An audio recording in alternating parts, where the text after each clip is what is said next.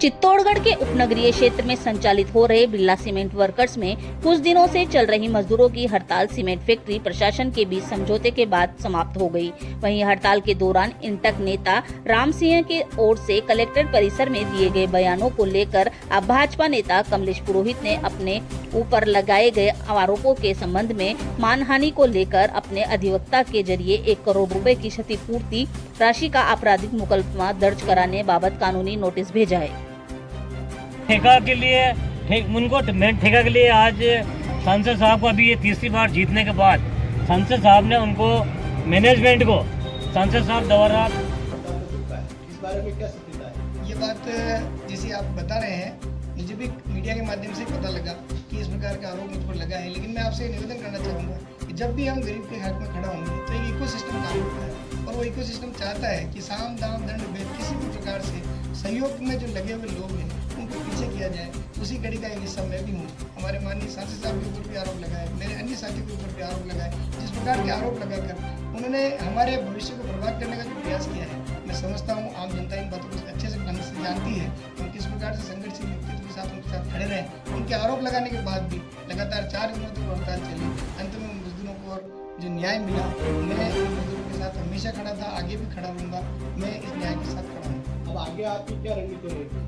मैंने मेरे अधिवक्ताओं से बात की है और चूंकि ये मानहानि का मामला बनता है तो मैंने 1 करोड़ रुपए के मानहानि के दावे के लिए हमारे माननीय अधिवक्ता रजनीश जी पीतिया साहब से बात करके मानहानि का नोटिस आदरणीय राम सिंह जी को भिजवाया है। मैं चाहूँगा या तो वो सार्वजनिक रूप से जिस प्रकार से उन्होंने मुझे पर आरोप लगाए वो वापस ले लें, अदरवाइज वो उस मानहानि के लिए खेलने को तैयार रहें। यही मेरी मंशा है।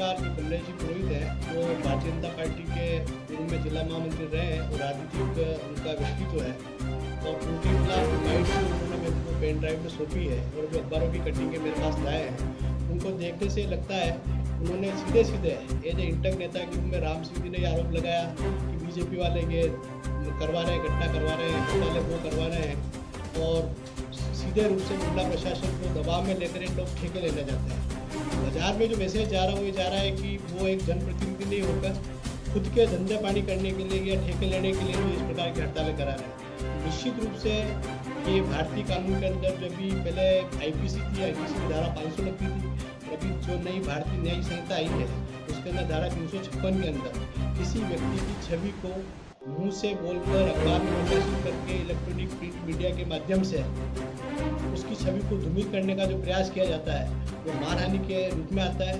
और दूसरा कानून के अंदर सिविल डिफेमेशन का भी जो दावा चलता है, इसके लिए मेरे पक्षकार की डिमांड थी कि 1 करोड़ रुपये का मुझे मुआवजा चाहिए। उसके लिए हमने इनको कानूनी नोटिस भेजा है और अगर वो 7 दिन के अंदर बिना शर्त सार्वजनिक रूप से माफ़ी मांग लेंगे, मेरा पक्षकार आज भी माफ़ करने के लिए तैयार है और नहीं करता है तो निश्चित रूप से न्यायालय के दरवाजे खुले हुए हैं और उसके लिए